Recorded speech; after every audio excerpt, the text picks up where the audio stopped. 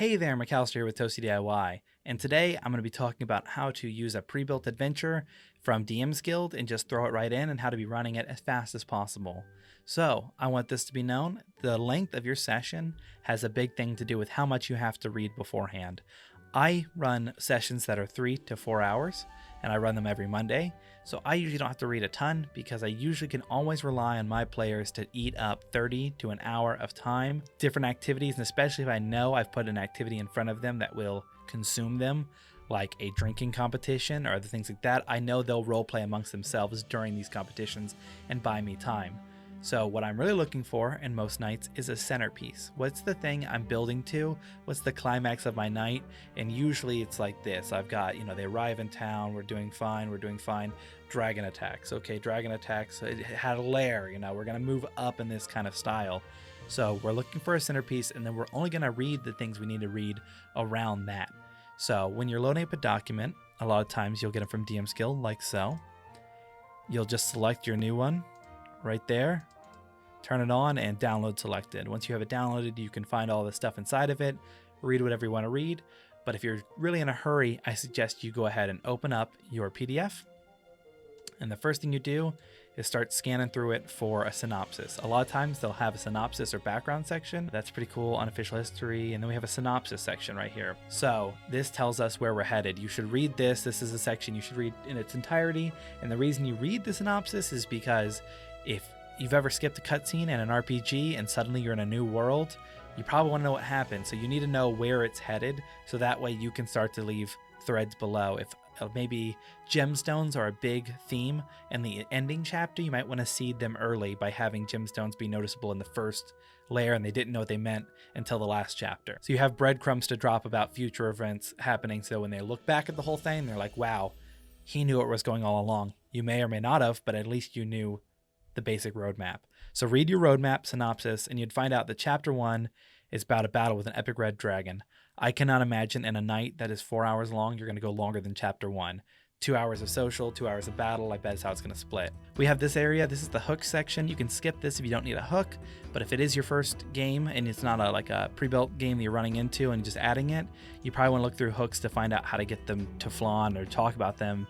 Say, hey, you're here because your friend Dimitri has requested you, and then this is all going to happen while they're there, or Dimitri's the cause of it. You can put them in there that way. Find your hook, do whatever you got to do, and then find chapter 1, the Battle of Flan. I would probably read all of this chapter up to about, here's this area where the dragon's done, and then you have to the lair. We will probably end our adventure headed to the lair. That's a good tee up for the next session. The problem has come to them. They've defeated it. Now a dragon's lair, all of its gold is sitting empty, and it's an ancient red dragon. They want their shit. So let's go get it. So all I do is focus my prepping attention on the town of Flan. Here we have it. So I initially skipped the history of the town, but now might be a good time to go back and read the unofficial history of Flan, because now I can have an idea that I have a few things here. I'm now going to generate a tavern or a couple NPCs I know they're going to want to interact with. If it's a long-standing campaign, I know this person's been looking to buy a bow, this person wants a bag of holding, and I'm going to go ahead and generate those shops, and I'm going to make those people likable or unlikable so that when the city starts to burn, they have a feeling positive or negative. So if you're trying to start, I'd open up your thing and have notes of things that are important, people, villains, and where the arc's going, and I would just start writing this and say 5 notes, and I'm going to go ahead and start with entering the town will be a section, and this is all about, who are the players, what do they look like, and then my first bauble to throw in their way, because I know a dragon's going to come, so let's get them started and role-playing and moving so they know who they are by the time this comes along. So my players are coming back to characters after a long time, and they may have different ideas. They want to talk about what they look like now and how they act. So I'm going to give them a chance to do that. And let's go ahead and say it's an old friend has recently moved to town. And we'll go ahead and make that actually a subnote. And we'll go ahead and say meeting Deuce. All right, the guy Deuce McKenna is coming up It's a character I saw off TikTok that I thought was cool. So Deuce is going to be there. He's going to see them. So I know they're going to enter town. This is going to be the first section, and it kind of rolls into meeting Deuce. Then from meeting Deuce, they are called to the king's chamber. The king's name is Dedricus, whatever the king's name is, because this is how it's believed if you read through the thing. In chapter 1, you'll read that Desmond Wright here, and they want to talk, and they're called to King Adrin, all this stuff. So you're in Vallejo Castle. So I need to get them into Vallejo Castle.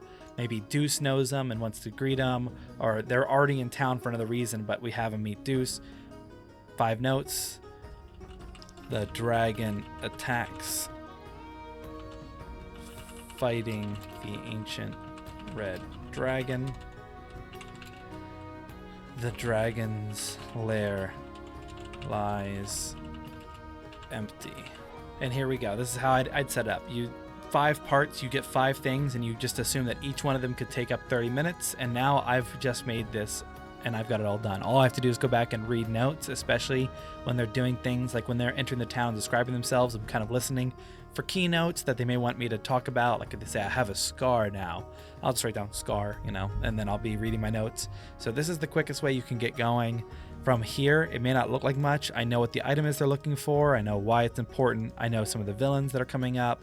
At least for the first chapter, so I can be, dropping tags for them. I know some of the notable characters. This is a dead god. Read that in the little synopsis. I might want to have his name be known. Ever since Valigan died, some person says before they drink, or to Valigan. They're like, who's Valigan? Oh, it's some god who died. Okay, cool. That's probably not important to me. It's probably just lore for the world.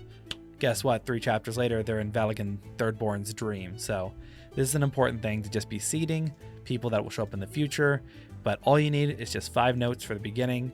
And when you have any questions, you can find that text written about entering the town. You can make up your own little bit about meeting Deuce. It's not written in there. You go straight to Desmond.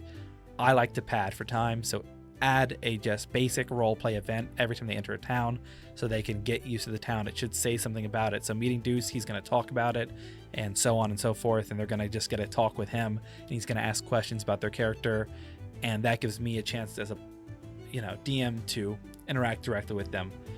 Then they're somehow going to end up with Dedricus. This is very easy. You just draw some slight connection. Hey, we know powerful people are in town, or use one of the hooks that he's an old friend. Use that.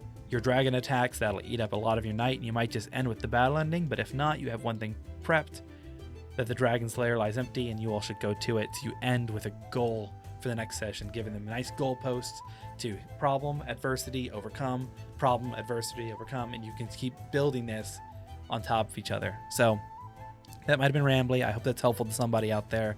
This is how I go through and set up a D&D adventure with minimal prep. I have now the notes to rely on because all of these sections relate back to somewhere in those notes that I can go back to, read as much as I need, and then move on before adapting. I always recommend adapting your own stuff. If you have to memorize everything, it's difficult. If you memorize enough to improv, that's where I think the peak dungeon mastering comes from. If you know every answer to everything, I can guarantee you they don't care about all those answers, and you're going to try to tell them because you learned it, but it's really not important to them. So just learn the things that are cool and improv the rest if you can. If you're truly uncomfortable, read the whole thing, and I just recommend taking notes because it commits it to memory quicker. But this has been maybe 20-45 minutes, and I probably do no more prep aside from generating basic little fun things they might want to do in town, things that make me happy, but I'm not going to get into a slog of statting out monsters because I have a Premade Adventure for that. So thank you all for watching. If you have any questions, leave them down below. If you have any sort of adventures you want me to go over and look at, send them over in the comments and I'll take a peek at them.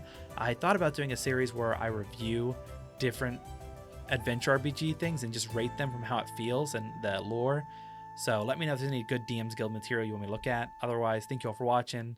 Like, comment, subscribe, and I'll talk to you next time. Peace.